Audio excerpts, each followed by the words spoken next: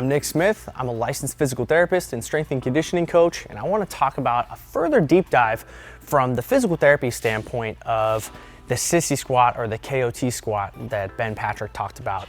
And so, Ben did an awesome job of breaking down like what is actually going down at the knee joint in order to complete the KOT squat or the ATG squat and getting into those certain positions. But one of the other things that's sometimes overlooked, and he could have deep dived into this if he had more time, is to get into what's actually occurring at the foot and ankle. So when you're getting into this position and you're hovering, most of your weight is actually through this big toe here. Now, if you're talking about actual physiological range of motion, what is actually supposed to happen, you should be able to get about 60 degrees of extension at that big toe. Now, it's one thing to be able to do it stretching like this, but can you keep pressure, your entire body weight, over this one joint through that motion? And that, most people, they can't. So a way that we could kind of modify that end position right before the transition where you're maximally through the toes and transitioning down into the knees, we can kind of peel it back a little bit. We can give a regression way to increase the mobility of our great toe in a decreased weight bearing position. So essentially what we're gonna do is we're gonna mimic the exact same position, but limit the weight bearing.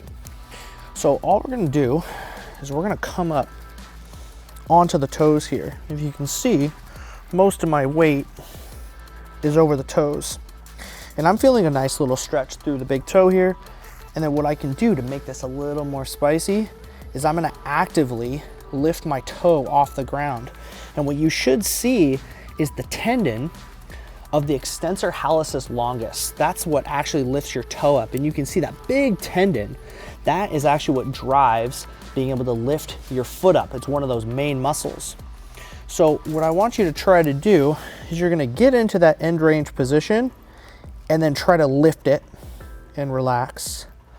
Lift it, relax, lift it, relax. And after you do a few more reps, then I wanna take you up the available slack. I wanna stretch it a little bit more. And then you can retrain in those different positions. You may not get as much clearance, you may not be able to lift the toe up, but you're gonna see that tendon as your reference point. So if you can see that tendon activating, you know you're doing it right. Now the other component of being able to perform this KOT squat is making sure that you have maximal availability at the ankle joint or the talocrural joint. Now, the ankle joint is what we call triplanar. It means that it moves in 3 different directions. So if we're looking about how our knees translate or move forward over the toes, they can translate towards the pinky toe or the 5th toe. They can go towards the middle between the 2nd and 3rd toes, and then over the big toe. So when we're training the ankle availability, we want to go into the areas where it's what I call most sticky, or it's the hardest to go into. What part of the ankle is providing the most amount of resistance?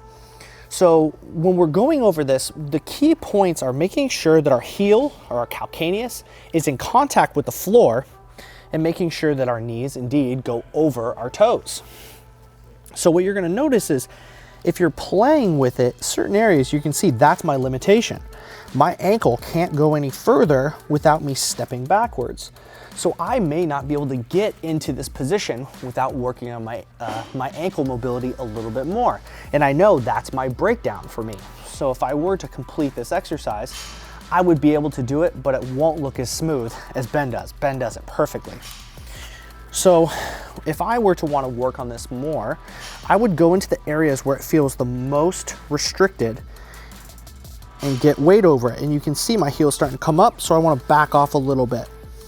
I feel most of the tension through the front of my ankle joint here. And I'm just going to glide over those areas where it feels more restrictive. So for me, going over the middle of my foot, this direction, and going towards the outside is where I feel the most resistance. And I'm going to play with this until I feel like I can get into that position a little bit better. So if you were to observe my motion of doing the actual squat itself, it's likely that my knee will want to dive in and go towards the path of least resistance. And that's what will allow me to do the position, but it won't be quite right. So this is something that you can address, working on the big toe and making sure that the ankle has sufficient mobility and sufficient control that you can be able to perform this KOT squat.